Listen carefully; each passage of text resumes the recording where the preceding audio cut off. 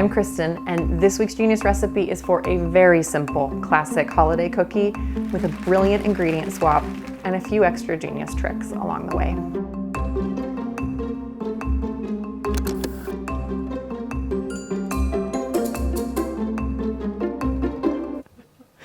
Yes, the kitchen is a work in progress, and so is the haircut. Thanks a lot, Mike. Okay, so this recipe comes from Jesse Sevchek and his new cookbook, Cookies, the New Classics.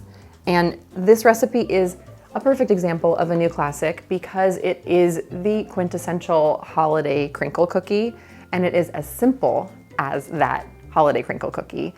But Jesse adds in one different ingredient that makes them something new and exciting. So we're gonna talk to Jesse in a little bit, but I wanna get started on showing you that ingredient that brings so much to these cookies, and it is preserved lemon. And it's usually used in savory recipes because it is essentially lemons that are preserved in salt. But more and more chefs are starting to use them in sweet recipes too, because we like a little savory with our sweet. You'll notice that there is actually no salt in the rest of this recipe because the salt is coming from the preserved lemon. But they really bring so much more than that, and they're really easy to use. So I'm going to show you how to do that. Here is our preserved lemon. And by the way, Jesse includes a recipe for making these at home. They're really easy to make, but they're also very easy to just buy. So to get a little bit of that salty brine off, Jesse rinses them first. So I'm just gonna rinse this whole thing. Just gonna cut it in quarters. And then for this recipe, we're only going to use the peel. So I'm just gonna kind of scrape out this flesh, which by the way, I tasted this flesh. It is delicious. So many recipes do not use the flesh, and for good reason. I think the peel is very easy to work with. It's not bringing a lot of extra moisture, so I am really eager to find other ways to use this stuff because there's so much good flavor still in it. I only need about 2 tablespoons worth. I think I'm gonna just pop these back in here for next time.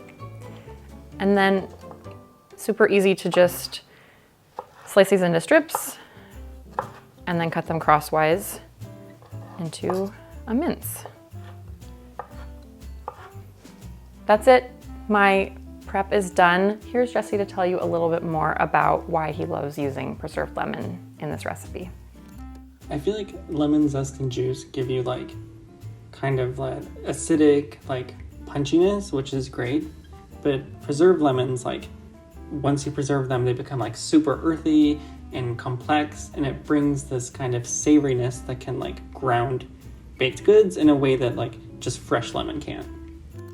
So this is gonna start like many other cookie and cake recipes with creaming butter, which is just slightly softened to room temp, and some sugar, and the preserved lemon. I'm going to do this on medium speed for 2 to 3 minutes until it's really light and fluffy. Boom. Okay, do you want to see these eggs, by the way? They're pretty. They got nice yolks. If you're into eggs, check out Mike's famous fried egg, also available. Genius recipe. Might have heard of it. We've got our room temperature eggs in, and then vanilla. I love that Jesse uses a full tablespoon of vanilla where many recipes would just use a teaspoon.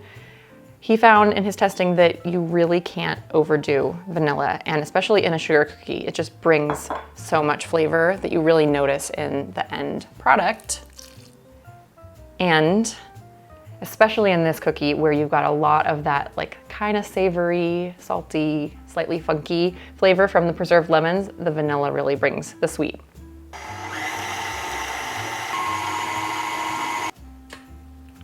Let's do a little scrape, scrape, scrape. It's fluffy, it's light. If it starts to look a teeny tiny bit curdled or broken, do not fear. It's all gonna come together with this flour. Regular all-purpose flour.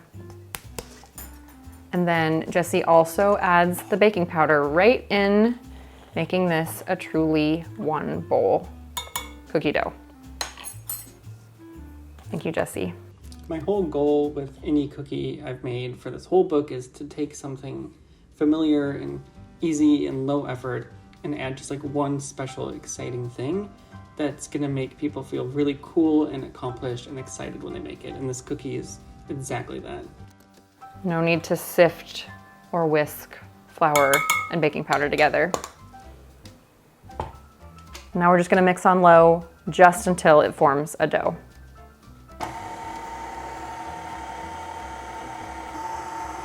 Okay, check it out. I think it's dough. Look at that. Is it dough? It's dough.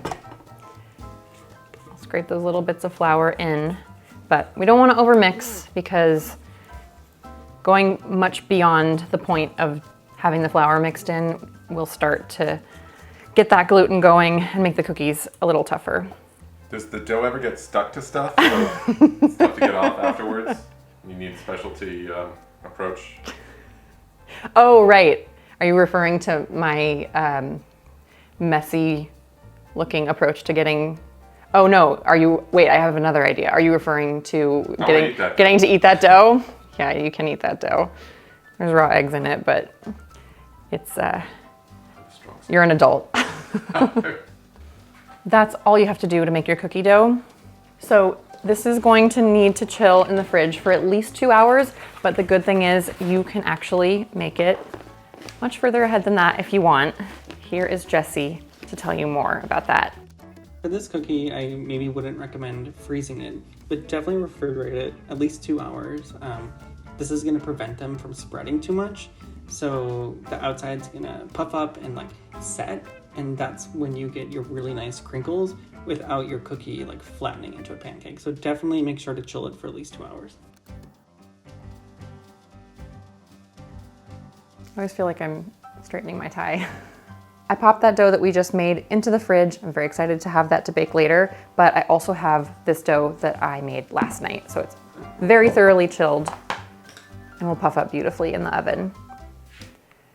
So now, ooh, yes, I'm using a cookie scoop, but if you don't have a cookie scoop, you can just use a tablespoon, and these are 2 tablespoons each. But a cookie scoop does make portioning them really easy. And then you get to roll them into balls, which is really fun. And a really good thing to do when you have people around your house that you want to keep busy. Children you want to keep busy. Get everybody gathered up and roll cookies together. I know you're talking about me. Mike's just wandering around saying, I'm bored. Oh.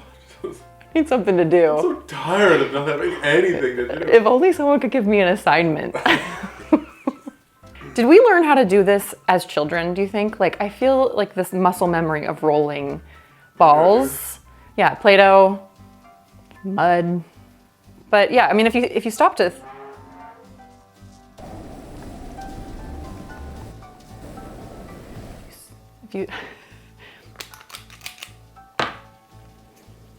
I do like to do this in a very wide, shallow pie plate in this case, because you can do a big batch all at once. So you may notice that we are rolling these in 2 types of sugar, and that is for a very genius reason. Here's Jessie to tell you a little bit more about that. Rolling the dough in granulated sugar first kind of makes this barrier. So then when you roll it in the powdered sugar, it's not going straight onto wet dough and dissolving. So it's gonna hold on because it's rough, the sugar, and it's also gonna protect it from dissolving.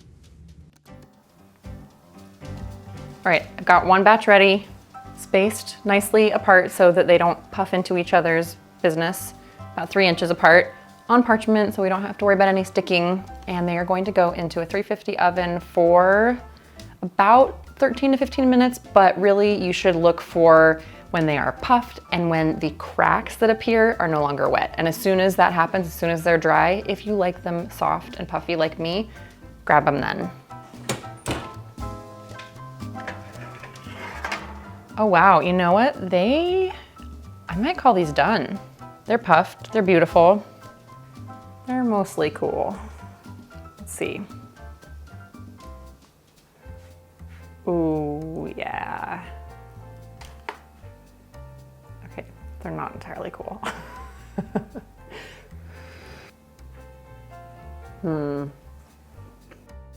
Wow. That is such a happy cookie. And I can say I do fully endorse trying one while it's still warm. The camera person gets to eat a cookie too. It's hot.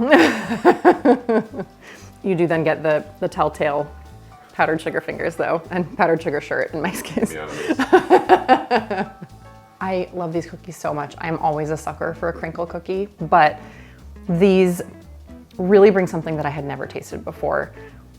It's got the familiarity for me of, you know, the happy crinkly top, the powdered sugar sweet outside, and then the lemony inside, but it's just such a complex flavor compared to what you would get with just lemon zest or lemon juice.